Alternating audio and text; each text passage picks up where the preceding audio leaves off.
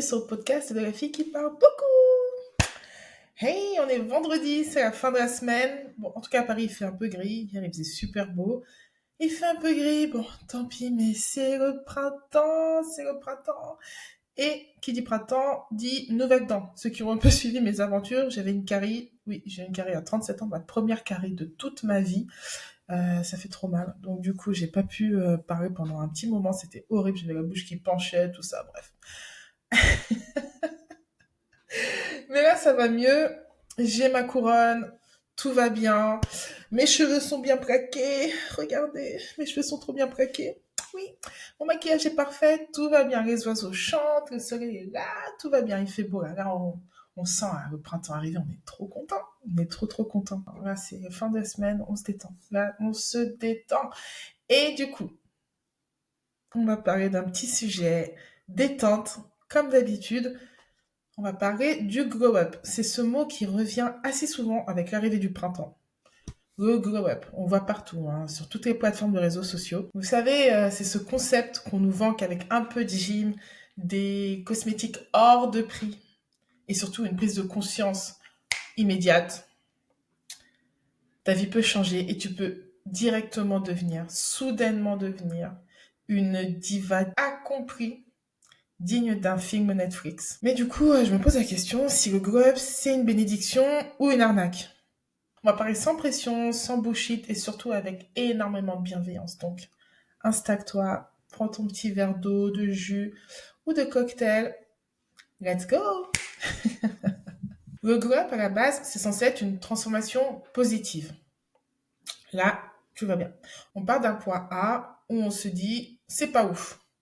Pas du tout, le point A, c'est moyen, peut mieux faire, au point B, où on se dit, waouh, là, c'est bon, c'est parfait. On est à notre maximum. On rayonne, on a confiance en soi, on fait regretter à notre ex ses choix de vie. Dans l'idée, j'adore, hein. J'adore. Qui n'aime pas l'idée d'évoluer de toute façon, de s'améliorer et de devenir la meilleure version de soi-même? Qui n'aime pas? Mais attendez, meilleur selon qui exactement? Parce que c'est là que le bas blesse. On va être honnête. Le glow up, c'est peut-être une belle chose, jusqu'à ce que ça devienne une course sans fin, vers une version idéalisée de soi-même.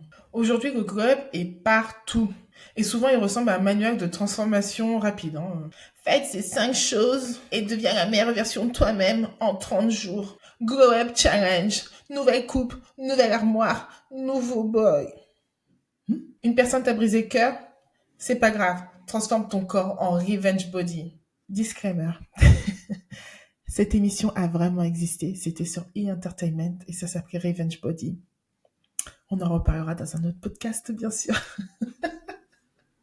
Et c'est là que le piège invisible commence. Parce que sous couvert de self-love, il y a une pression énorme pour être une version parfaite. Prenons par exemple une version toxique du glow-up.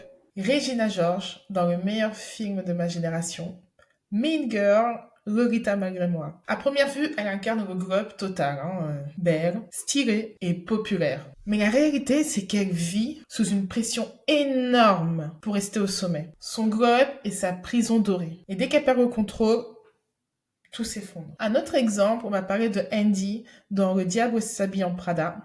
Meilleur film de tous les temps aussi de ma génération. Elle change complètement de look, elle devient ultra performante, mais elle perd ses valeurs et s'éloigne des gens qui l'aiment. Est-ce que ça vaut vraiment le coup si tu finis seul avec un sac Prada mais sans tes proches, finalement? Et sur les réseaux, on voit des transformations en mode avant-après. Moi, j'adore. Je me souviens, j'adorais regarder ces transformations-là avant-après. J'étais là, oh mon Dieu, c'est extraordinaire ce qu'elle a fait. Waouh, incroyable. Sauf ce qu'on ne voit pas, ce sont les galères derrière.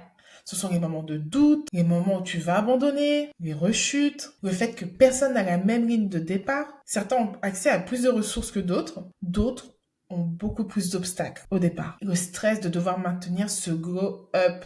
Parce que si tu perds ta nouvelle version, c'est comme si tu avais échoué. On va parler encore d'un exemple dans la pop culture. C'est du coup toutes ces personnes qu'on voit sur les réseaux sociaux qui nous font croire en fait qu'elles ont glow up naturellement, que du coup leur fessier a grandi naturellement.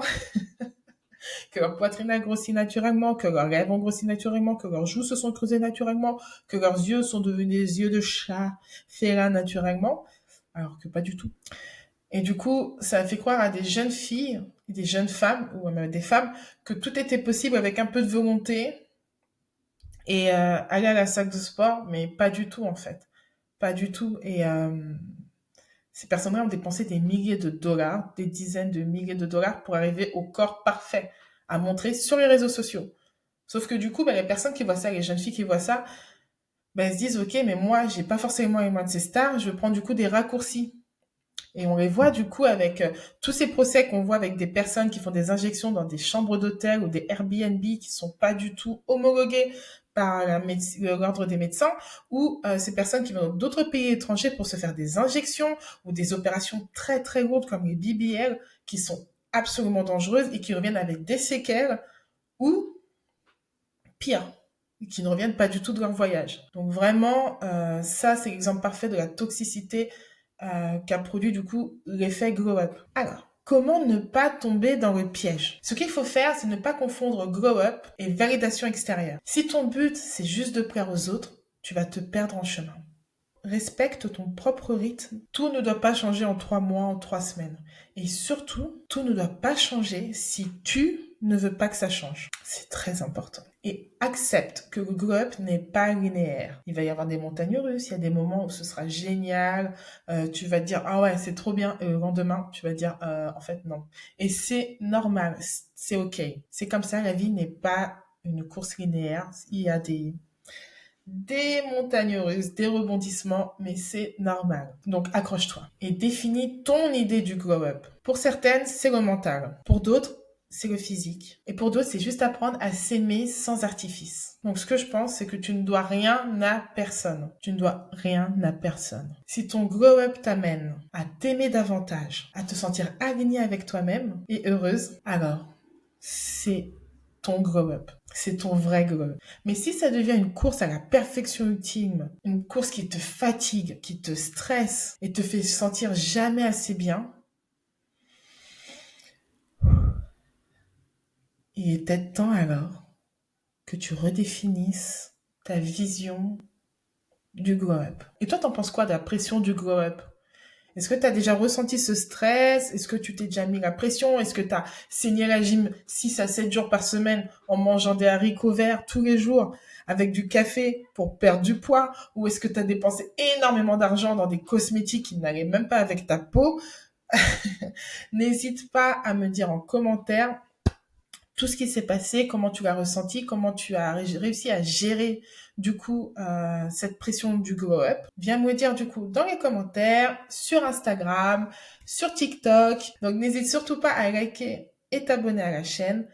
Je te dis à très bientôt. Je te fais de gros bisous.